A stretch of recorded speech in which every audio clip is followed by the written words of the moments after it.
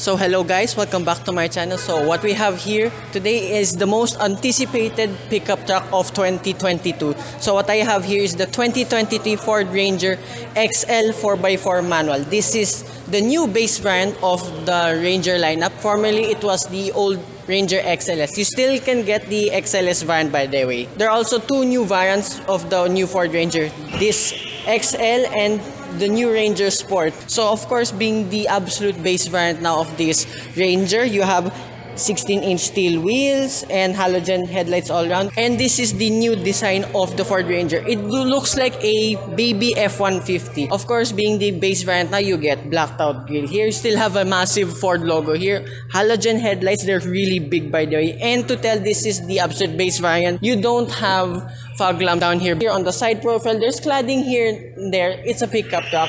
And I thought this was a fake vent, but it is actually not. You have a turbo badge here. Side mirrors, they look exactly the same as the previous generation. And then side profile here of the XL, there's black here, no chrome here whatsoever, and also you have black door handles. And then here of the new Ford Ranger, there's also a side step here where you can do a shortcut if you want to go to the load bed. And also, I would like to thank Ford BGC, Auto Hub Group, Sir Inigo, and Miss Lai for allowing me to walk around review this all-new Ford Ranger. And then for some reason with this all-new Ford Ranger, this base variant, the XL, I do love this rear. There's no bumper here. Even though with other variants, you still have that side step over here beside the load bed, but no longer the bumper here. I mean, I think you can dress that up if you want, but I'll leave it as is. Also, you have a 4x4 badging here. There is no 4x2 nor automatic variants for this XL variant.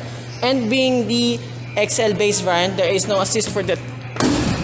That's the problem with this XL. There is no assist for this base variant, and there are no specs here with this Ranger, but I assume it is exactly the same as the previous generation. Also, being the base variant, and I think as well as the XLS, there is no load bed cover, but being Auto Hub Group, you can option them out if you want. Also, there is a weird tie down hook. You have to remove this rubber out and then you can insert some stuff here. I forgot what it's called. So that's about it with the exterior and the load bed of the all new Ford Ranger. I'll show you the interior.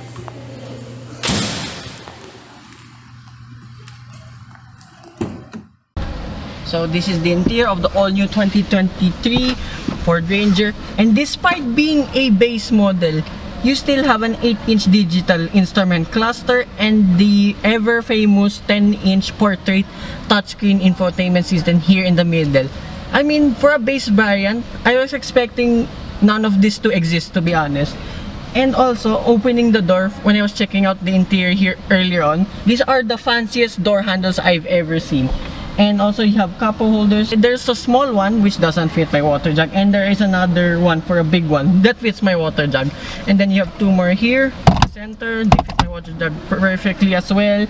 And also, being the Ford Ranger, they have one of the best door tabs. But let's see with this new one. Just as good as before, but I do like the sound of the previous generation, but make no mistake, this sound really good and really thick. And then here in the interior, yeah, it's the base model. I forgive it, plastic here and there. Oh, this one's soft leather. Alright.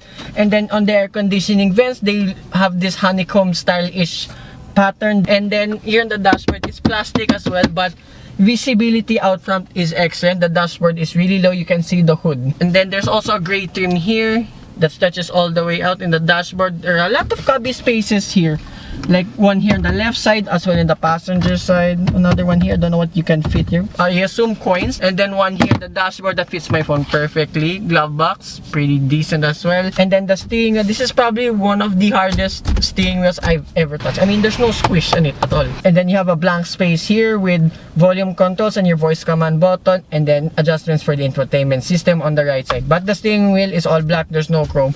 And what I like with this Ford Ranger XL now, there is no gloss black whatsoever here, except one for your drive mode selector only, for your two-wheel drive, for high and for low, but that is it. At least the rest is all like blank plastic, just like this. And then your infotainment system, I wasn't a big fan of this, just being honest, but seeing it now for the first time, this actually looks really good. This 10-inch portrait screen. It's like a tablet and they just bolted it on the dashboard. And then below that, you have your climate control. And further down below, there's one USB-C port, one USB port, a cubby space that just fits my phone. You have a lot of blank buttons here. And then you only have one functioning button here for locking the rear differential. And you have a 6-speed manual transmission. I love the font as well.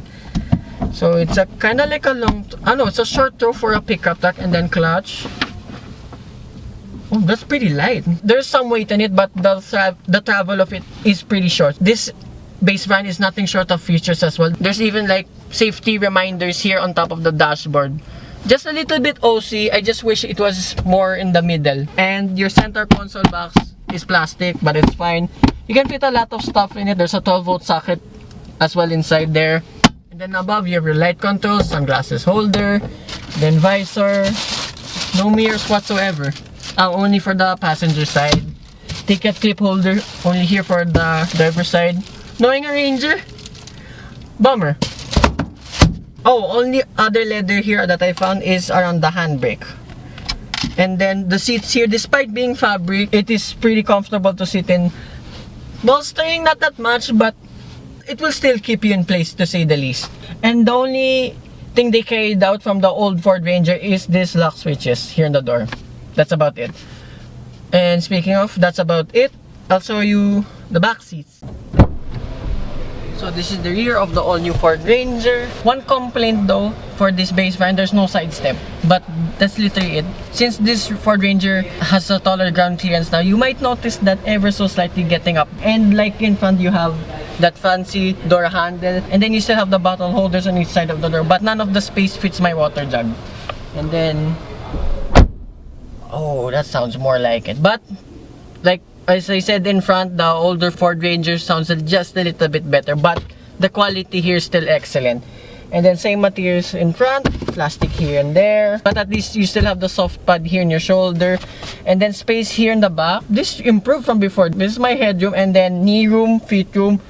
Yeah, that improved from before, I have to say. And then you don't have a map pocket on the driver's side, but you do have on the passenger side. No central armrest here, sadly, but you still have that secret storage here for your Christmas gifts in the back. Somewhat the same as before.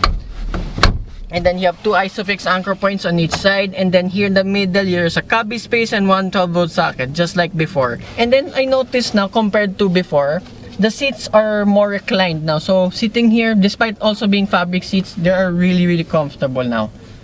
I'll be happy to sit here in the new Ford Ranger in the back. And then also here in the middle, see there's like hidden pockets here with the strap with the hook. No idea why you'll need that. Anyway, if I sit here in the middle now, oh, it's a bit softer than in the left or right side of the seat. Yes, the transmission tunnel is wide and tall, but you can put your feet up. Not much of an issue. My headroom now, okay, half compared if I sit here in the left and right side. But not too bad if you sit here in the middle. Yeah, it's as base as you can get. There's only one light here above the grab handles, and like before, I just noticed now again, you have coat hangers on each side. So that's about here in the interior of the all-new Ford Ranger. And another improvement done by this Ford Ranger is its engine.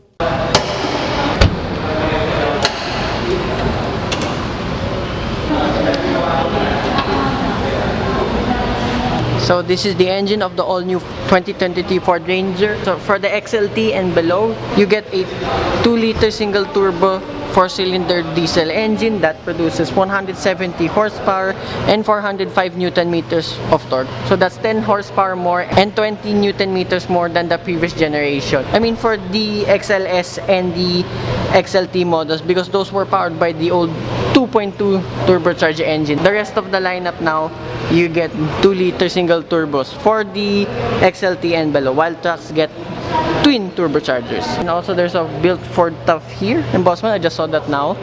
So also the price of this XL, for what this is, a base model with some tech already, that's really impressive.